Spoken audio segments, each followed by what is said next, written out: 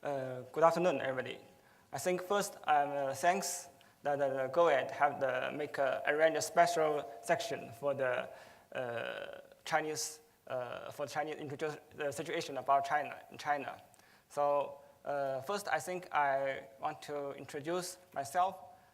My given name is Jian. I think it sounds easy for you. Yeah. And I'm from the Institute of Nutrition and Food Safety. I'm Chinese Center for Disease Control and Prevention. It's affiliated to the China Ministry of Health. And one of our major work is to monitoring the nutrition status at the population level and give some evidence for the scientific evidence for the policy making in the disease prevention in China. I think a large body of evidence have proved that the long-chain omega-3 fatty acids have the many health benefits, particularly for the cardiovascular disease.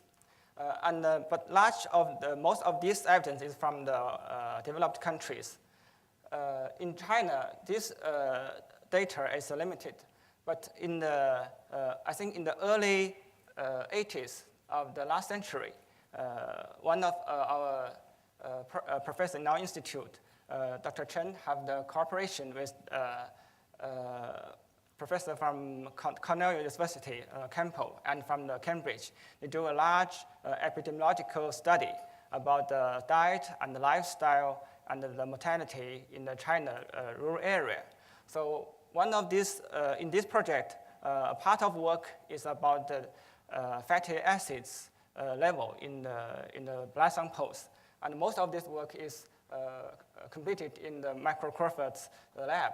And based on this, they make an analysis of the relation between the EPA and DHA level in the red blood cell and is most disease among Chinese people. So they found that most with the a negative association with the RBC, DHA, and EPA, that is a negative association with most of the disease in Chinese population, except the liver cancer. That may be something about at that time is the corn bad storage of the corn. So maybe the aflatoxin may be the problem.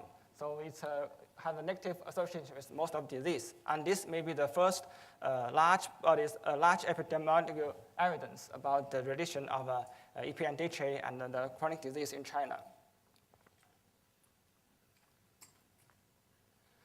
In recent 20 years, with the rapid development and the more effective health public service improvement, the Chinese living standard have great improvement living standard, and also have a remarkable dietary transition. One of the most conspicuous change is the edible oil and the animal foods changes in the diet, particularly for the edible oil. You see from 1982 to the 2002, these 20 years, that the edible oil consumption increased very fast. From 1992 to 2002, in urban area, that is almost increased about 20%. And in the rural area, this vegetable oil the consumption is increased about nearly 70%. So this change is increased our nutrients intake. And so although this change, a lot of studies about this change has reported about some energy and the macronutrients like the protein and carbohydrate have been largely reported. But as to the fatty acids, until now there's not a very detailed report about this. So based on this, we make evaluation about the fatty acids intake in the Chinese people. And we used the data in the 2002. That's the first National Nutrition and Health Combined Nutrition and Health Survey. And about nearly 45,000 adults from both the urban and rural area, the data, and we make an analysis of the, evaluate the fatty acids intake. From this, we get the data of the absolute fatty acid intake and the percentage of the energy from the fatty acid, major fatty acids, and the food source. I will introduce through this slide. First is, I think, although in this GOED meeting we talk about the long-chain fatty acids, but for the for the other major fatty acids like the saturated and the monounsaturated, they also have the influence on the usage of the effects of the long-chain fatty acids. So I briefly introduce these major fatty acids. For the saturated fatty acids, I think it's different compared to reported paper. It's different from that in the developed countries. That although with the rapid large change in our diet, but for Chinese people, we still have the plant-based diet. So as the percentage of energy, expressed as percent of energy, that even for the urban area, that for the urban residents, in their diet, the percentage of the saturated fatties is just still lower than the recommended upper value. Is just less than the 10% of the energy. So what I think is that for Chinese people, the saturated fatty acids intake is not too much. It's not a big problem. Another is about the monounsaturated fatty acids. From the recent released recommendation in the FAO expert panel, they don't set a set point for the monounsaturated fatty acids. And as the percentage of energy, this value is larger than that the saturated fatty acids. I think most we concern about is about today is about the PUFA, is the polyunsaturated fatty acids. As we eat a lot of the increased consumption of vegetable oil increased very fast. So the intake of polyunsaturated fatty acids is relatively higher, I think, particularly for the urban residents. Their intake, the average intake of the unsaturated fatty acids, that as a percentage of energy, is even higher than the upper value of the recommendation that the acceptable macronutrients distributes range. So it's above the 12% of energy.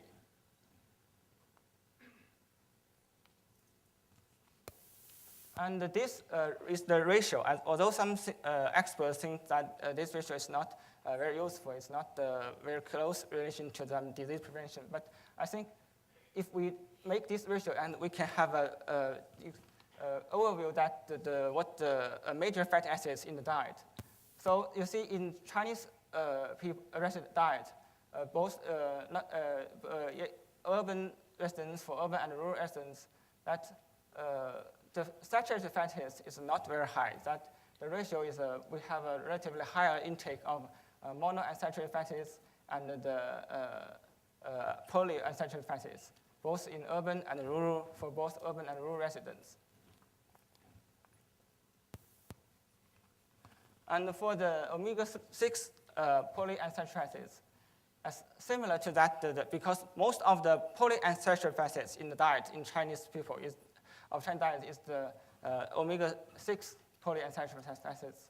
So also similar to that in the PUFA intake, that we also have for the urban residents, we also have a higher intake of the omega-6 polyunsaturated fatty acids.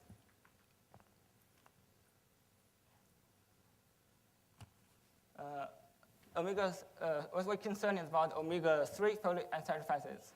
And this is not very high, but both in urban residents and for the rural residents, the intake expressed as the percentage of energy, all in the recommended range. So it's not, so for the absolute intake, I think it's not a big problem. take the ratio, it seems I think not very well. I think at least this is the mean values and this is the median values. I express these two ways is that because that this figure is very high. You see, it's as that Professor Chen recommended. Our nutrition society is 4 to 6, and but this ratio is nearly above the 15. But since China is a big country, some area they have just eat some vegetable oil that it contains almost no omega-6, omega-3 fatty acids. So the average value is very high. But if we use the median, say that I think this shows that nearly about 50% of people that have this median value, that their ratio, this ratio is just about 8. The value is 8.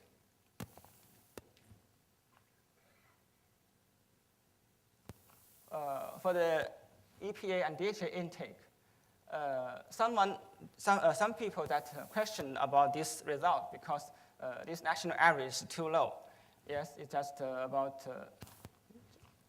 36 milligrams, and because have a difference in quite different in different areas for the intake of the fish and other foods, other enriched food, omega EPA and DHA foods, there exists great difference. And for urban areas, especially for the big city and some people that in the river and lake region, the people living there has a relatively higher intake of the EPA and DHA, but the value is not reach the 100 milligrams per day.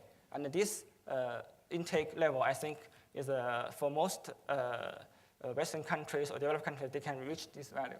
But in China, except some some coastal region residents, they can eat more seafood. For most people in Chinese people, they can't reach this level. Not to say that the recommended level of this 250 milligrams.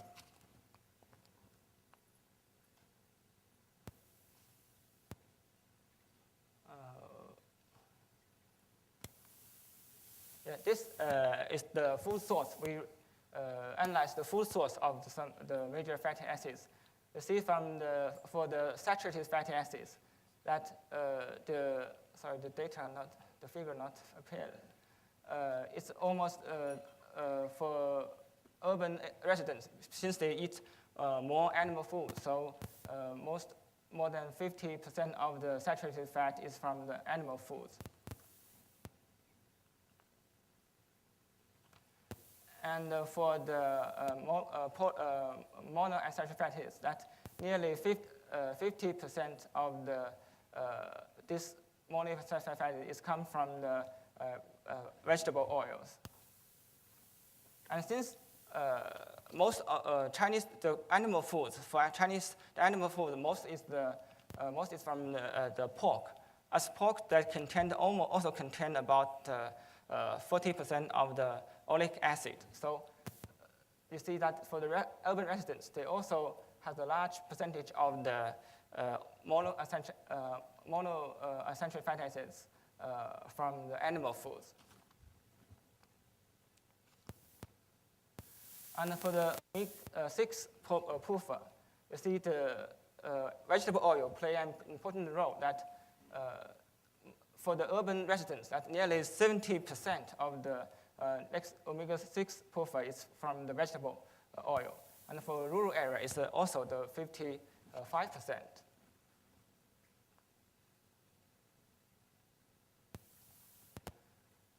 For the omega-3 puffer, as in Chinese diet, that nearly more than 95% of the omega-3 fatty acids is the alpha-linolenic acid. So they most exist in the vegetable oil. So you see the vegetable oil also play an important role and for the omega-3 puffer intake. That's nearly 80% of these fatty acids come from the vegetable oil. And for the EPA and DHA source, this is the we think it's very different that this is from the egg. As we concern the limited aqua foods that under the EPA DHA, a large percentage is from egg, especially for the rural area. That egg play an important role for the EPA and DHA intake. That is more than 50%.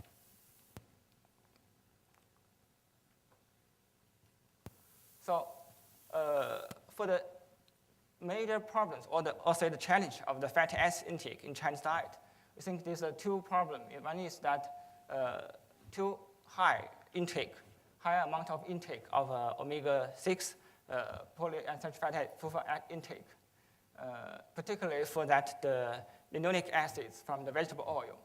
And the other is the low amount of the omega-3 fatty intake. And in particular, for the long-chain omega-3 fatty acids, it's the EPA and the DHA. So what's the solutions of them? We suggest that as in the most major edible oil, like the soybean oil, peanut oil, and the corn oil, it also contains a high percentage of linoleic acids, it's omega-6 acids, and the lower amount of the almost percentage of the omega-3 fatty acids.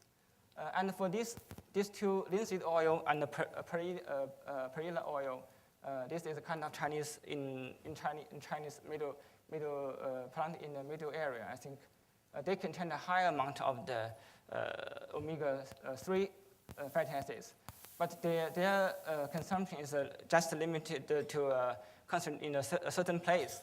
So one solution is that we can encourage the blended oil, as just Professor Zhang introduced, that to this product and make more people can intake the alpha-linoleic acid, that to increase the omega-3 fatty acids intake.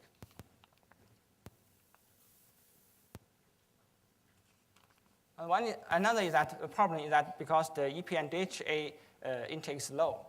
Another way may be the fish oil supplements. This data is come from the China State Food and Drug Administration, their website. You see that in the 1996, from that year, in the late 1990s, last century, I think, we just did a lot of fish oil products have been approved by the China FDA. And then, because some problems about the products, the quality, there's something that the approved product have decreased. And now recently, this yellow line is the domestic products. Recently, they have some increase, but for the imported products, they have not such an increase. And now that for the domestic products, nearly 91 brand of such products, and for the imported, now it's to the early this year, at spring of this year, it's just 59 products have been approved. Another way, I think, is the encouraged aqua foods intake. Because in China, that most aqua food is the freshwater lean fish. And so how to improve the quality of DHA, and this is also mirrors on the plasma level. And also it have some, shows this effective in the improvement of some biomarkers related to cardiovascular disease, like the triglyceride, yes. So this has been published about the data of including the fish oil, olive fish consumption. So we think through this way that we have the pollution possible to improve the fatty acids intake in China. So thanks for your attention.